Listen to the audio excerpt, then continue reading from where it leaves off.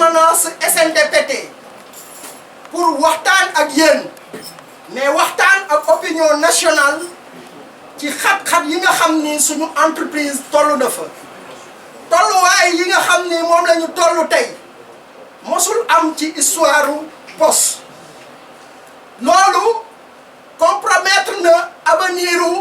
entreprise bi waaye aussi avenir plus de 4300 travailleurs yi nga xam ne ñoo fiy liggéey situation boobu nag yéen journalistes yi waaye yéen opinion bi gis ngeen ni syndicat bi nga xam ni moom mooy syndicat majoritaire à la poste yàgg na ko décrier waaye jamono yii ñu toll dañu toll ci situation bi boo xam ni dafa jéggi dayo dem nañu ba suñu activité tey jii mën nañu wax ni dafa dakk parce que koom bi nga xam ni moom mooy suñu principal outil de travail dafa jeex presque projet de développement yi nga xam ni initié nañ ko dafa niroog dañ ko fàtte ginnaaw parce que amul financement paiement salaire yi ay gymnastique la ñuy def pour fay ko direction générale sax dafay def ay prêt pour fay salaire yooyu noonu mu nekk casse-tête pour direction générale waaye nekk njàqare lool pour liggéeykat yi mu mel ni tey jii poste dafa niroog mu ngi sukuraat waaye sukuraat bu yiix waaye bu metti bi ñu jànkoonte ak problème yooyu liggéeykat yi mois de décembre 2020 dañu am dëpp bu ñu def pàcc yi nga xam ni ñoom ñoo juute kuréel ci kër gi nef benn ndëpp boo xam ni dañu diagnostiqué problème bi waaye ñu génn ci ak document de synthèse boo xam ni moom moo waroon nekk lu jiitu lu ñuy def pour mën a mener une plaidoirie au niveau de la direction générale au niveau de nos ministères de tutelle muy ministère des finances et du budget ak ministère de l'économie numérique et des télécommunications mais aussi ak au niveau du de la présidence de la République mu nekk document boo xam ni dañu jàngat li nga xam ni moom moo ñu yóbboo problème yi situer responsabilité yi waaye wax yoon yi nga xam ne moom la ñu mën a jaar pour suqali poste boobu waaye dafa niroon ni dañu ci am déception parce que ñi nga xam ni ñoom la ñu jëbbaloon dossier boobu noonu dafa niroon dafa am lu tànqam lu boo xam ne moom moo ci nekk direction générale de par ni nga xam ne noonu la yoree kër gi dinañ ci dellu si waat waaye suñu ministère de tutelle yi nga xam ni amul benn effort boo xam ni à l'exception du ministre de tutelle technique loo xam ne andi nañu ko ci comme solution waaye ga nga xam ne moo ci gën a doy waar mooy ki nga xam ne moom moo jiite réew mi ñu am nag déception bu rëy lool ginnaaw bi nga xamee ni mu ngi doon dalal ñi nga xam ne ñoom ñoo jiite centrale syndicale yi pour ñu présenter ko cahier des doléances du 1er mai ba muy addu ci mbirum poste dafa niroog dafa xamul situation bi fa mu toll ou bien dafa bëgg a won opinion bi que ni poste du dara nasaxal ko néewal ko mu mel ni poste dañu ko bëgg a xam nga tënk ci carcan mandat classique yi gannaaw bi mu réeree mbir que poste nouvelle technologie yi nga xam ni moom la jàpp ni moom moo nasaxal comme bi nouvelle technologie yooyu opportunité la par poste parce que permettre nañuy innover ñu numériser suñuy activité waaye di ci dem donc bu ñu bëggee jàpp ni loolu moom moo nasaxal poste loolu du loolu moom moo ko nasaxal li nasaxal poste mën nañ ci duut baaraam responsabilité état bi ci li nga xam ni dafay dënk kër gi ñoo xam ni buñ ko yoree dañuy yaakaar ni daf leen a war a mën a permettre ñu mën a réaliser seen ambition politique ñu mën leen a permettre ñu mën a enrichir ñoom ak seeni ñoñ mu mën leen a permettre xam nga ñu yóbbu leen ci leneen loolu la ñu gis démb moom la ñu gis tey jii nii waaye leneen li nga xam ni moom moo ci nekk moom mooy que ni état bi la mu warloo woon ak poste pour gunge ko gis nañu ne amul malgré loolu am na xaalis bu bari boo xam ne yoral nañu ko ci paiement de bourse de sécurité familiale yi pour faj ndóol waaye jàpp naa ni bor boobu mu ñu yoreel ak la nga xam ne moom la warloo ak poste bu ko deful dina am yeneen ndóol ñoo xam ne ñoom lay créer parce que plus de 4300 emplois sont menacés aujourd'hui au niveau de la poste mu mel ni ñi nga xam ne ñoom ñoo doon fay bourse familiale yi bu subaa ñoom ñooy tàllal loxo pour ñu fay leen bourse familiale suñu réglé wul problème yi li nga xam ne aussi moom mooy que ni yorin bu bon ah ci ay yàqu-yàqu yu sori ci ay résultats négatifs yoo xam ne am na fi te depuis plus de 15 ans état bi mosul yónni corps de contrôle au niveau de la poste mu mel ni ku fi ñëw def say ñombe dem sa yoon dara du la ci fekk dafay inspiré ñi nga xam ne ñoom ñoo leen di wutu pour ñu def lu jéggi la nga xam ne moom la ña nga xam ne ñoom la ñu wutu woon def fi loolu moom moo xew poste te jàpp nañ ne loolu responsabilité état bi la mais mu nekk aussi bor bi nga xam ne nattoon nañ ko jamono jooju ñuy wax ci 42 milliards ñu dugal ci 7 milliards 500 bor boobu noonu des na 37 milliards la nga xam ne moom la ñuy wutoo état bi en termes de mission de service public boo xayma la nga xam ne moom lañ ci yoreel ëpp na aussi 27 milliards boo ko boolee malgré le fait que wax nañu ne am nañu lu ñu dugal waaye la ca des ëpp na 57 milliards comme yooyu tey jii nii bu doon poste jot na ko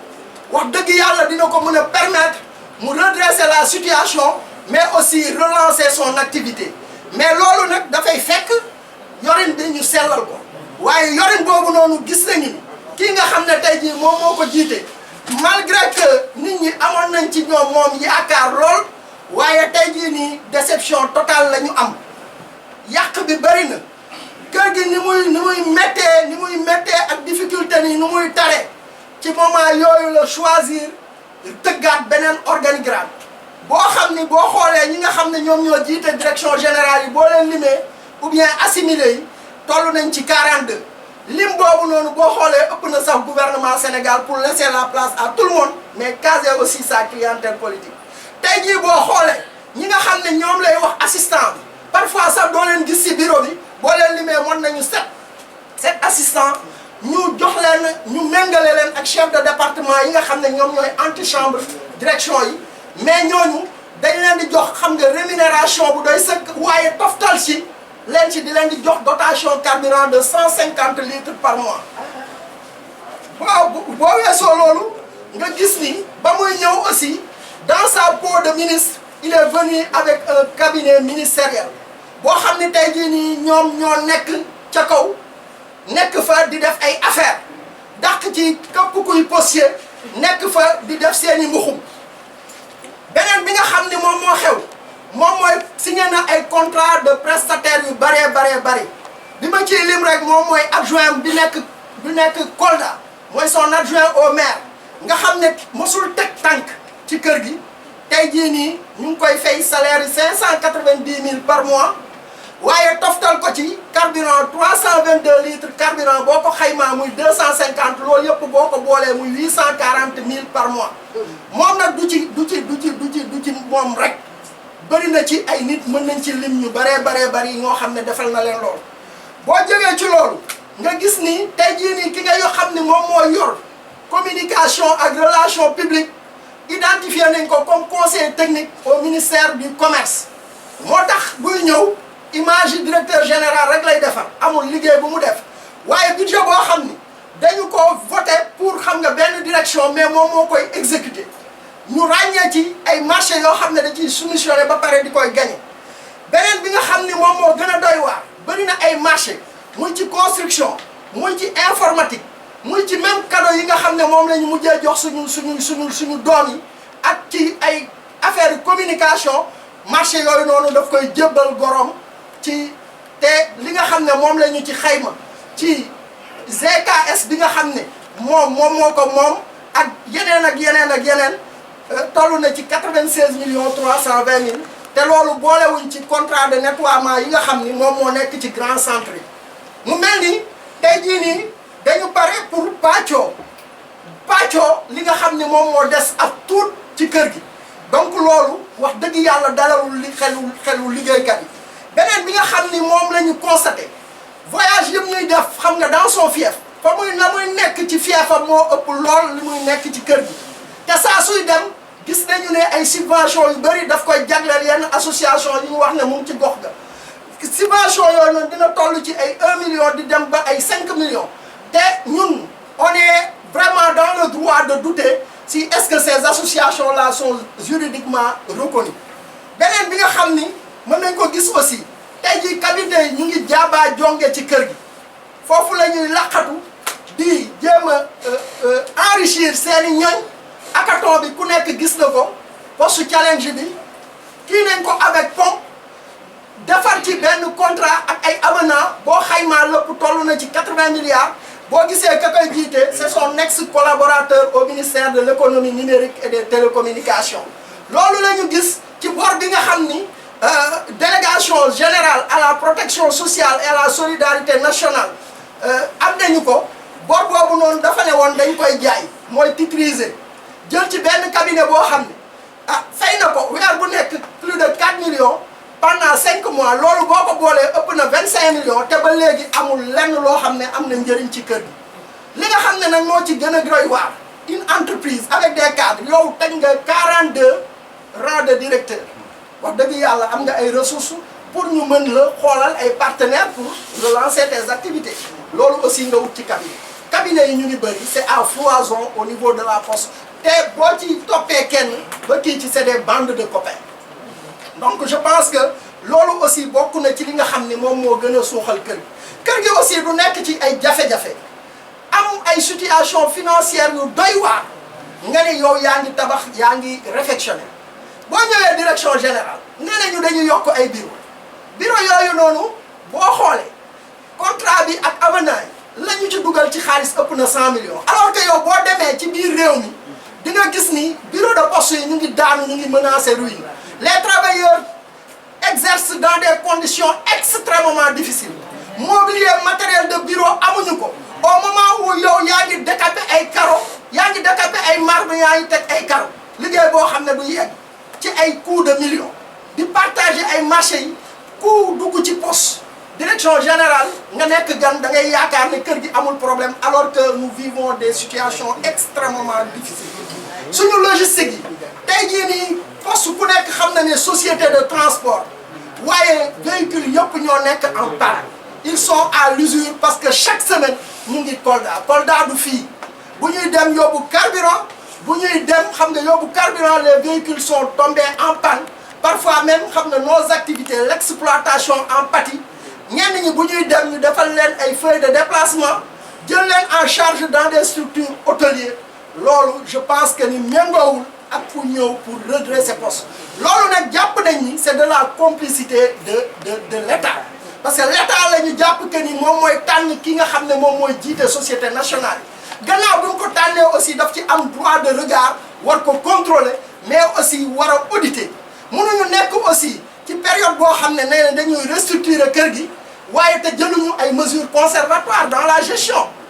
mënuloo aussi ne da ngay restructurer kër te defuloo un diagnostic opérationnel et financier de l'entreprise donc loolu li nga xam ne foofu la jëm dalul xelu liggéeykat moo tax SNTPT ne du mos a fekkee foo xam ni poste dafay dee parce que tous les changements institutionnels survenus au niveau de la poste SNTPT moo ko mos a accompagner donc cette génération de postiers duñu mos a accepter di assister passivement à la mort de la poste par la faute d'une direction générale irresponsable avec la complicité de l'État mais aussi travailleurs yi dinañu nekk comme benn dànk dinañu nekk comme benn say nekk bouclier pour que lii nga xam ni moom la ñuy wund muy exiger pour que l'État joue pleinement son rôle mais aussi mu fay bor yi nga xam ni yoreel na ko poste waaye accompagner ko comme ni muy accompagner yeneen sociétés nationales yi parce que gënuñu ko ëpp ñu ko importance ci dëkk bi mais aussi fexe ba ñu assainir gestion poste bi parce que problème majeur bi moom mooy gestion à chaque fois parce que syndicat bi nag bëri ngeen lu ngeen koy gis muy jóg mais à chaque fois bu ngeen ko gisee mu jóg rek c'est pour des questions de survie et c'est pour des questions de sauvegarde de notre patrimoine, de notre outil de travail. Rare na ngeen gis syndicat bi mu jóg kenn mosu leen ko dégg mu jóg pour des revendications sociales. tey jii bu ñu ñëwee di indexer la masse salariale ne dafa yaatu waaye masse salariale bi lu ko yokk du ay salaires yu postiers. Les postiers vivent une misère mais avec dignité, avec persévérance, avec beaucoup d'engagement. moom mooy li nga xam ni moom mooy recrutement bi nga xam ni moom la ñuy def xam nga pour des fins xam nga politique. donc bu dee président de la république dafa indexer du doigt l'effectif de la poste ba ciy tudd ay externalisation ak ay sous-traitance président de la république mu ngi juum na laajte ki nga xam ne tey moom la dënk kër gi ba mu ko dënkee ak léegi ñaata recrutement lañ def nañ def audit du personnel dinañu xam ne il y a des emplois fictifs. Golo di béy baabul di dund y a des travailleurs yoo xam ni ay jàmbaar lañu tey jii le projet xam nga de déflation des travailleurs ñun duñu nangu ñu déflater benn liggéeykat au moment où ñu ngi ci boole ñeneen loolu nag li nga xam ni moom moo koy faj moom mooy mobilisation moom mooy engagement moom mooy détermination te ci loolu ñu ngi ciy oo sénégalais yëpp. Sénégalais yi ñu ngi wax ak yéen bu leen nangu mukk ñu jaay leen ne poste amul njëriñ ci yéen ñàkk njëriñ bi nga xam ne yéen a ngi koy constaté loolu politique bu ñu bëgg la mais poste service public la service public c'est destiné aux populations. tey jii nii bâtiment boo demee ci contrée Sénégal yi boo fi gisul bâtiment état di nga fa gis bâtiment